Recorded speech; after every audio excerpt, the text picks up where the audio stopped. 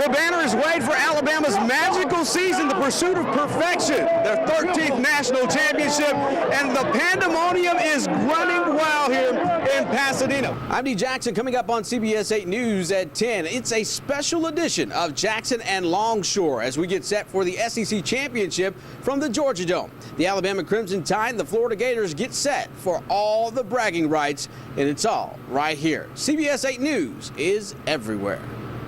Alabama's had the #1 recruiting class the last couple of years.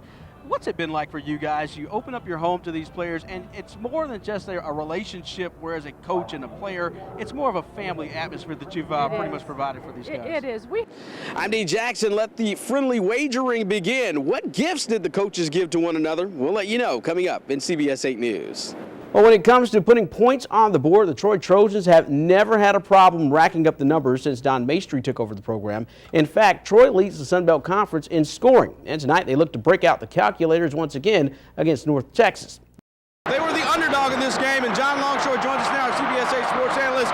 John, this team played like a true championship team today. So that does it for another exciting year of the Magic City Classic. We've had a great time bringing you all the pomp and circumstances and all of the energy surrounding this carnival/fashion show with a football game thrown in the middle. I've been your host, Dee Jackson, and for all of us here, we will see you at the game. Take care. Well, talk to me, man. You got to feel good, man. This is a big game for you, baby. You came out strong, 3 touchdowns today. Tell us about that. Just so blessed. Got to thank God, give God all praise, all glory. Helped me through this one tonight. And, we played a great game. Played with a lot of heart, a lot of passion. We weren't going to be denied tonight. Man, your heart got to be beating 100 miles a minute right now. Man, we worked so hard for this.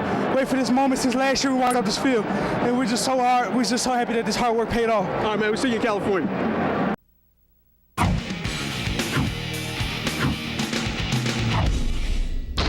And good Wednesday morning to you. Even though we're in the thick of football season, the basketball season is starting up, and it's starting out hot as well, especially in Tuskegee. They were taking on Claflin last night. First half, Byron Fisher puts the pumpkin in the basket. But what about this miss? Effie Udiwadi throws it on home for the Panthers, gets them within 5. Then Fisher answers back, nobody on him, so he lets it fly. He had 15 points on the night. But it's Claflin playing some classic defense.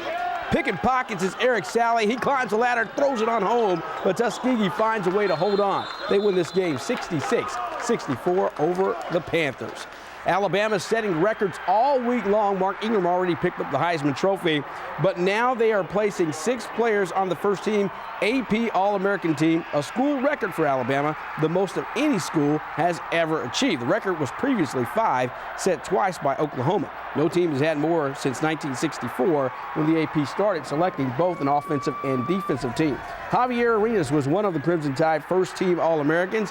He's joined by Rolando McClain. Terrence Cody joins the pack as well. Auburn football returns to practice for their Outback Bowl showdown with Northwestern Wednesday. It also makes a big push for getting a couple big-name recruits. Giselle Curry and Craig Sanders are expected to formally announce that they're enrolling at Auburn in January. It's important for 2 reasons. They can go through spring practice and they'll count back to last year's recruiting class. Auburn is hoping some junior college players sign Wednesday, and they too can count back to last year's class. Arrival of Sanders and Curry will help Auburn coach Gene Chizik replenish his short-handed roster while keeping all 25 scholarship slots open for the 2010 signing class. Congratulations go out to them. Hey, they're getting ready for the GMAC Bowl. It's coming to Mobile, Alabama. Central Michigan and Troy doing battle, both champions of their conference. It should be a huge battle January 6th from the Port City. That's going to do it for your 2-minute drill this morning, guys. Let's go back over to you. Now with sports, here's the A-Team's Dee Jackson. And good evening to you. You know, there can be dozens of distractions when it comes to playing in a bowl game, but for Auburn coach Gene Chizik, taking his team to the place where he grew up was something special. And he, wanted to give the hometown fans plenty to talk about when the Tigers met Northwestern this morning. Outback Bowl, Gene Chizik's debut as a head coach in an Auburn Bowl game. We picked things in the first, and Northwestern down 7-0, and things get even worse. Check out the hands by Walt McFadden. He gets the interception, and he's off to the races, skedaddling down the sideline to make it 14-0. That's good for 100 yards to the end zone, and the Auburn Tigers are starting to feel good, 14-0. moving all the way to the fourth now. Auburn up 28-21 with Ben Tate having a great game on the ground. Goes in for the 7-yard touchdown. The Tigers look good with the win, leading 35-21 at that point. Just over a minute left to play. Northwestern down 35-27, and Wildcats not done. Kafka to Sidney Stewart for the 18-yard touchdown. 2-point conversion, good. Game time at 35. The ensuing kickoff. Damon Washington makes the great run. He's determined not to go down, but the ball goes out as he fumbles, and the Wildcats would recover. And that was huge because they would make the Tigers pay. 3 seconds left in the game. Northwestern has a chance to win it, but Stephon Demos, wide right. 44-yard attempt is no good, so we go into overtime, tied at 35. Northwestern down 38-35 now, and a chance to tie it. Demos misses the kick again. Auburn comes out on the field to celebrate, but hold on. Check out the replay. Roughing the kicker was the penalty. Wildcats not done yet. They'll get another opportunity. The kicker goes out, so they bring in the backup kicker. Guess coach doesn't have much faith in him, so they try to run the trick play. He can't get into the end zone, and the Auburn Tigers hold on to win it 38-35 on a great game for the seniors. Well, the start of the game, the end of the game, defense played great, came up shooting there at the end, and it's a great way for our seniors to go out. The ending was tough. We had to celebrate about 2 times before we got to the actual victory. But overall, it's a great defense, and it came in the clutch, and we just did our thing in the end. I was just glad to get this victory, this win, and it shows how great our defense is going to be in the next couple of years. Well, Bobby Bowden had everyone in tears in the stands in Jacksonville as his Seminoles rallied to win 33-21 over West Virginia. It's the end of an era, 44 years as the head coach of the Florida State Seminoles. But Bobby's got a new job, and that may be retired. He's retiring, but he could be looking for a job as well. I thought the way this game ended. You know what? I mean, here I was looking at the end of my career. I'm going to either win 388 games or I'm going to win 389. You know, and don't neither one of them throw me over the hump or nothing.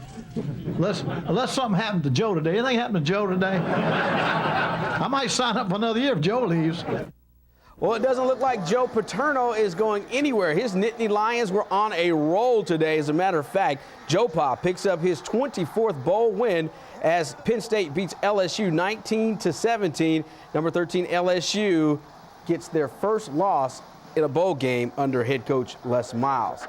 Well, the next phase is on for the Alabama Crimson Tide as they get their preparations ready and get set to take on Texas when they get ready for the national championship game on January 7th. The meeting is coming up very soon, very shortly as a matter of fact. But all the distractions out there, the players are saying that they're nothing but focused.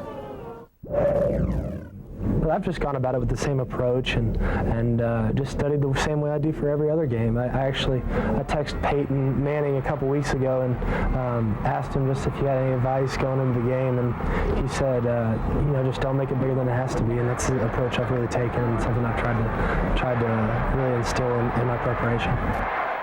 It's going to be fun bringing you all the action and entertainment from out west next week. That's going to do it for you. Look at sports, more news in just a moment. Conference play begins tonight for the reigning SWAC basketball champs. ASU is in a rebuilding stage, but don't tell that to the Hornets because for them it's, well, business as usual. Hornets hosting Arkansas Pine Bluff and Minji Mindadi making things happen and making it early as he gets the jumper to fall early in the game. Then later he comes up from the other side of the floor and gets the 3-ball to fall. But this game going down to the wire in overtime right now as Alabama State is holding on to a very slim 72-69 lead as we speak.